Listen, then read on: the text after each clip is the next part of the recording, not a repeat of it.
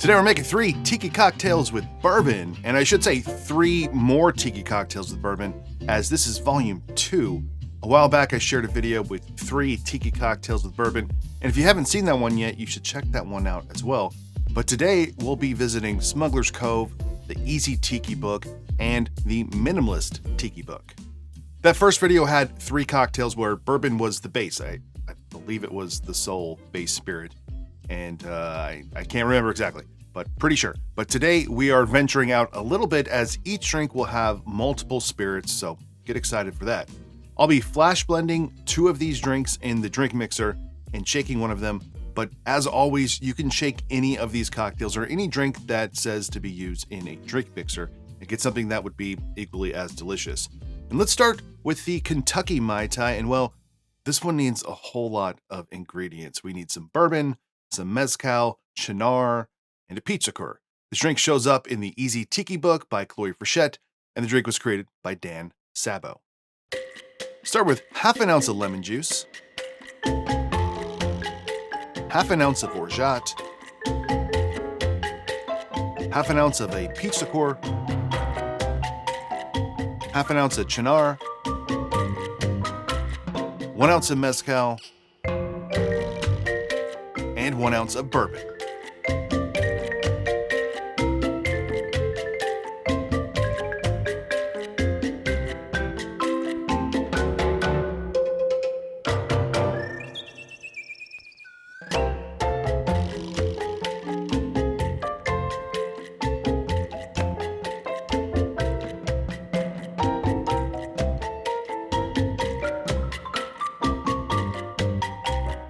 I'll garnish with some mint, slice of pineapple, finally, a cherry.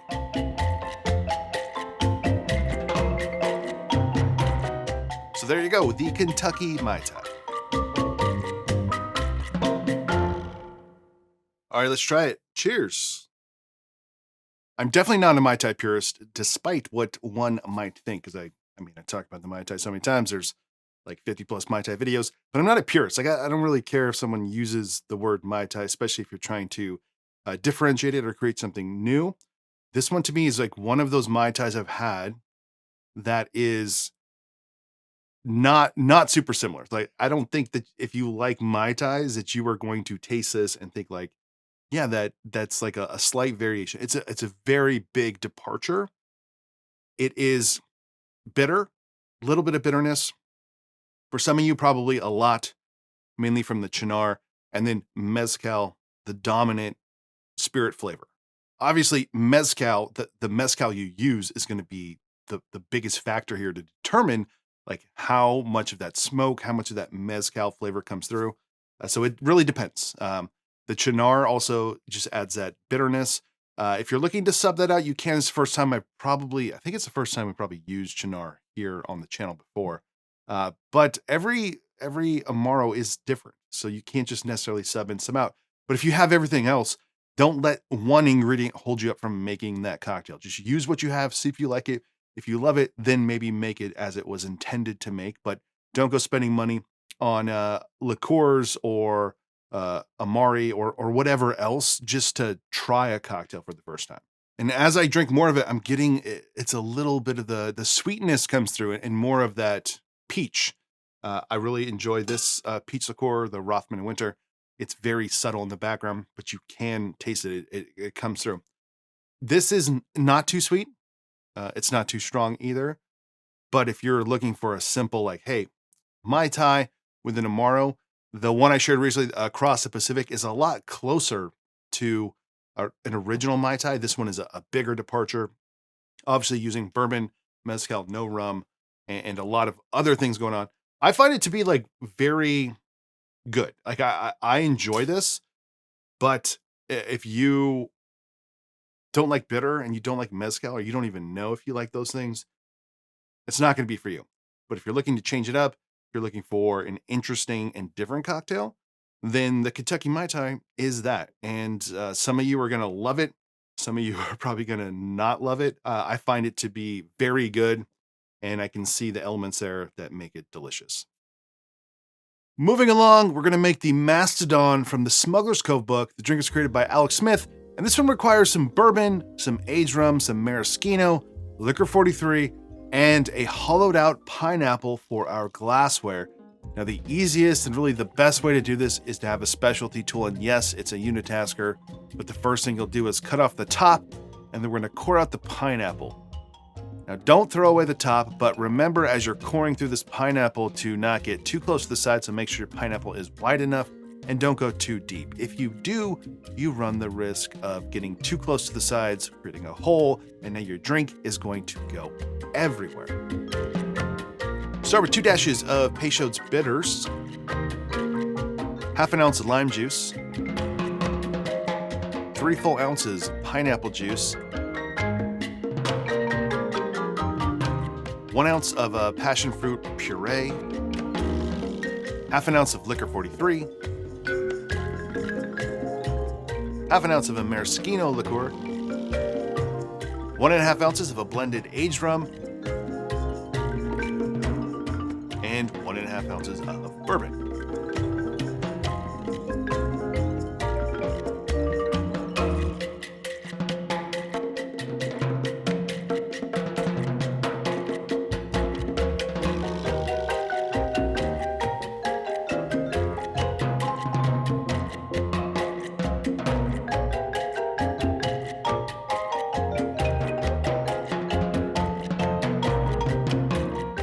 Garnish is our glassware, so we'll just put a big old straw on this. There you go, the Mastodon. This would be a drink that's good to be shared, you and a friend. Hard to manage and hold this one, but let's try it. Cheers. Man, the maraschino is intense, and I think for people who don't like maraschino, if you don't like this bottle, you probably won't like this drink. The best comparison I can give you is that it feels like a less rummy Demerara dry float because you're getting passion fruit and the maraschino. We do have quite a bit of rum in here and the bourbon.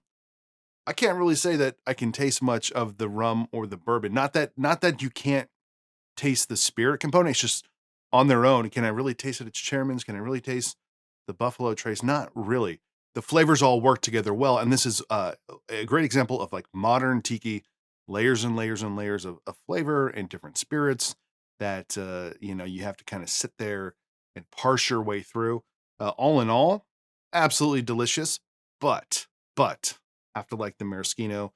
If you're not a fan, this is just not going to work for you, whether you like bourbon or rum or not.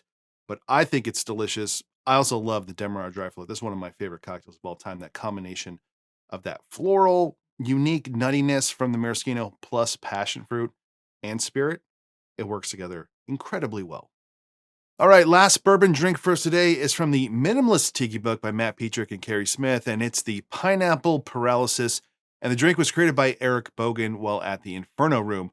You'll need a bunch of syrups for this, as well as some Pierre Ferrand dry curacao, Stiggins fancy pineapple rum, and bourbon. Start with 3 drops of the Elamacule Tiki Bitters, 1 ounce of lemon juice, 3/4 ounces of pineapple juice, 1/4 ounce of cinnamon syrup,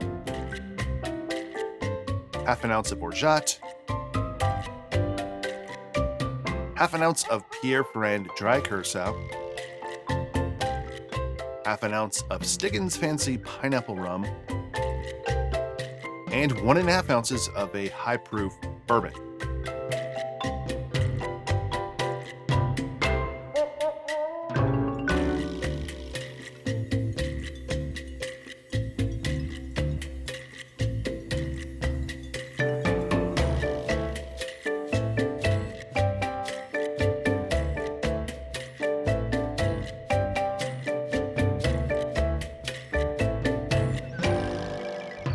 Serve this in a coconut glass with some mint and some pineapple.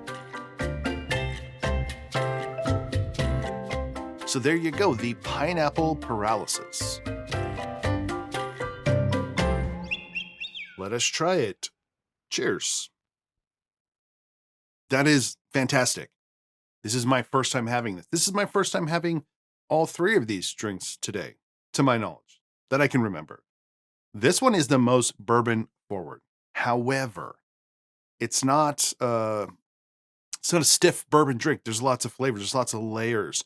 The pineapple and pineapple and cinnamon work together so well. Pairing that with bourbon makes so much sense because it brings out a lot of those spice notes you get there. So we don't have, outside of the cinnamon, there's not like a bunch of spice in here, but you get those like rich spice notes from the cinnamon working with the bourbon and that rum. That rum has a lot of flavor going on. Then also Pure French Curacao, bringing in those like bitter, chocolatey, orange peel flavors. So much going on, even though this seemed like the more, compared to the last one, the more pared down cocktail. And it is definitely the most bourbon forward. So if you want something that's bourbon forward, then this is the one from the cocktails today. This one is good enough to go on the Make and Drink menu.